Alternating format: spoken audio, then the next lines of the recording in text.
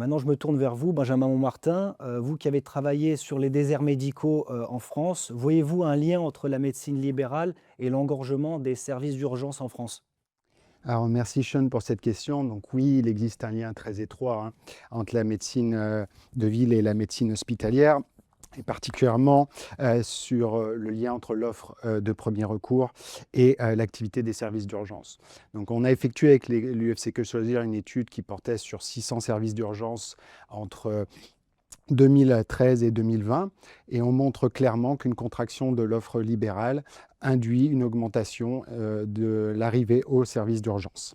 Donc ainsi, on a un lien très clair entre baisse de la densité des professionnels de santé libéraux et activité des services d'urgence. Donc ça indique quoi? Ça indique que lorsque l'accès à la médecine de ville se dégrade, une partie des patients finalement se reportent vers les services d'urgence. Ça ne veut pas dire que les services d'urgence sont le lieu le plus approprié pour eux, mais c'est certainement celui qui est le plus accessible. Et donc, ça confirme un petit peu les constats qui ont été développés à la fois par Benjamin et également Jean Delamonica sur le fait qu'une partie des patients qui arrivent aux urgences ne sont pas en urgence. Mais c'est le seul lieu qui leur permet de trouver une réponse à leurs problèmes. Donc l'adresse a bien mis en évidence ceci, puisqu'en 2023, il y avait 21% des répondants à leur enquête qui indiquaient être au service d'urgence parce qu'ils n'avaient pas pu consulter leur médecin généraliste ou avoir un rendez-vous dans les temps impartis, contre seulement 13% en 2013. Donc finalement, la saturation des services d'urgence, elle ne peut pas être analysée indépendamment de l'offre en médecine libérale.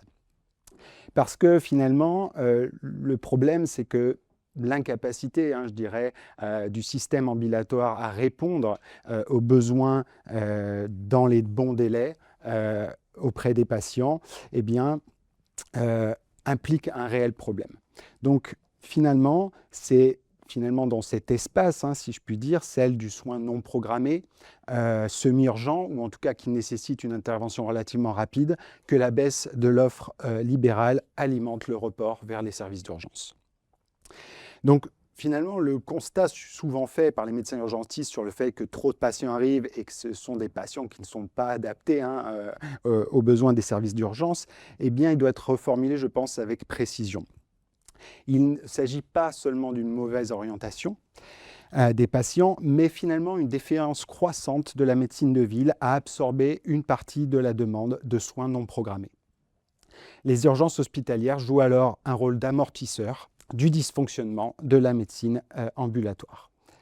Donc, finalement, on ne peut pas, je pense, traiter la problématique de l'engorgement des services d'urgence uniquement en se focalisant sur une vision hospitalière, mais également en essayant de restaurer finalement les capacités de la médecine de ville à répondre aux besoins de soins non programmés.